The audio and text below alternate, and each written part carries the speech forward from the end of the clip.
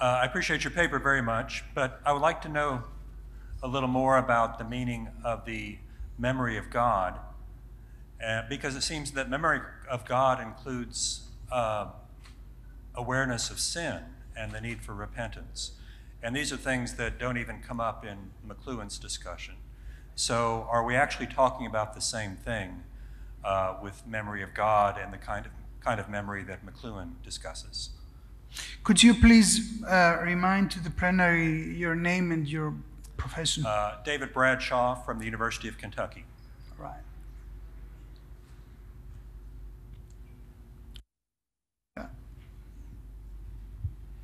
Okay, I will try and answer that as best as I can because it's actually quite complicated to come to terms with everything. However, the point with McLuhan's consideration of memory is more to do with media and the fact that it's seen as an augmentation to humanity. So everything that pertains to media and memory is always some sort of an appendage and an improvement on what he considers the human being to be. So the architecture of the human being that he has, both internal and external, is absolutely relevant to that. But he continually mocks everything having to do with the mnemonic tradition that we have within the church, coming from antiquity all the way through medieval times and to modernity. So he's trying basically to go beyond that. Sin as an idea of moral decline of some sort, or having to do with some sort of a break with a discontinuation with a moral authority, doesn't exist in his concept of memory at all. It has to do more with identity, more to do with mediation. It has more to do with community and a sense of techno-unity that he's trying to imply, but it never relates to this sense of the memory of God as being vision, which is the central concept of the hesychastic theology, that η μνήμη is considered to be η όραση, η θεωρία. All right, so that is the most significant sort of split that I've seen through my own work. Πολύ ωραία. Μπορείτε μία διευκρίνηση να κάνετε, ελάχιστη ερώτηση, η σύνδεση του έργου του The connection of McLuhan's work with the humanists, is this something that he himself says, the superhumanism said, or is it something that you connected based on your on his theory? Maybe I will answer in English. No, you can do it in any language. Okay, the first time I had contact with McLuhan was in Edinburgh, through my professors there who dealt with cyborgs and artificial life. He was the first, the point of reference, the founder of the idea of artificial life, because he connected the concept of artificial life with the interconnection of intelligence through technical means. And this is what distinguished him from others, this interconnectivity, this connection he tried to achieve, and he was trying to achieve an utopic state, a future utopia through technical means. Richard Cohen, who wrote a very interesting book called Techno-Romanticism, uses him as a point of reference in his preface. He's the one of those who deals with the technotropic, utopic societies of the future, communities of the future. Anybody else? My name is Marc Rups. I represent the French Association of Transhumanism here. I have a question to Father Carneiro, who has joined us online. You spoke about the metaphysic sources of transhumanism.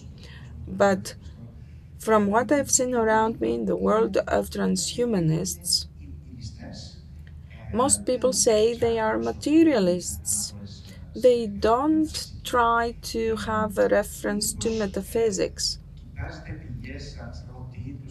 I don't know. What are your sources? Homo Deus to Harari and similar things? Maybe those titles are provocative in a way. What are the sources? What are the transhumanists you refer to who have the roots of their thoughts in metaphysics? Can you give us one or two examples? So thank you for the question. It's very interesting.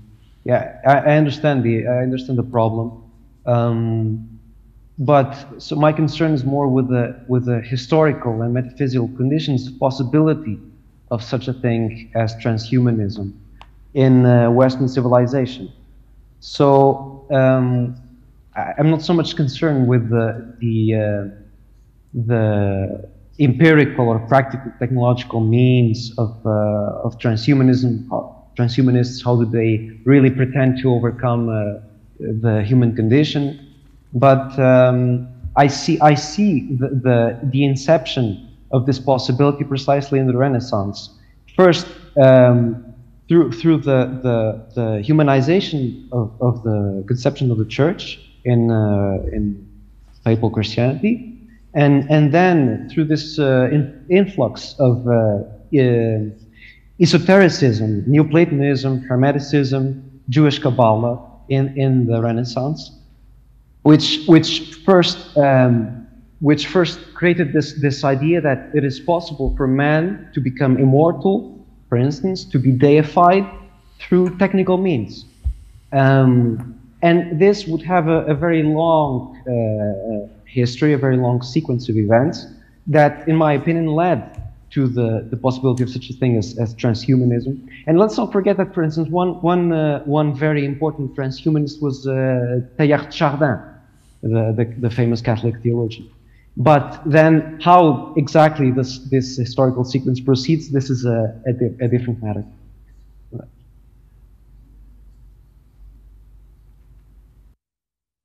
Okay. Κάποιος άλλος? Anybody else? Any other question? Let me ask a question to Father Catalin, who is the only one who hasn't commented on his presentation. On a practical level, you understand me, you don't need a translation, right? So on a practical level, I feel that the dilemmas will need to be presented in a different way, closer to the politics of the real, if you like. My question is as follows. What would you answer to the argument that we have a serial killer, a serial raper, a terrorist, a person who takes lives? And the society would be better protected if we implanted something into him or her. Because the politicians always have to answer the question, why didn't you do what you had to do to protect people from such a blow, to save those thousands of lives, etc.? What would be your answer? I think that today we have the means to locate those people who do those things. We can find them and incarcerate them. The issue here is not exactly that. It's something that has to do with the identity of people, the identification. It's not something exceptional, it's something that will become obligatory and general. And this will limit man's freedom. We won't be able to work or buy something, we won't have access to medical services. We want live as real people.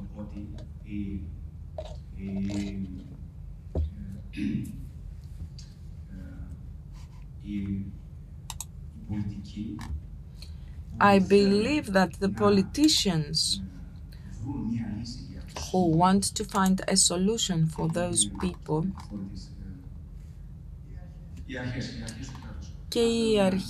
and the authorities, if they want to find these people, they have the means. Right now, if somebody wants to locate us, if somebody wants to learn things about us, they can do it. So is there a difference? I'm saying this in a more conventional way. Is between an implant and a satellite that monitors us through cameras. Yes, there's a difference because these chips are not always active, only when they're scanned. There's a signal that is sent, and all the information on the chip can be read.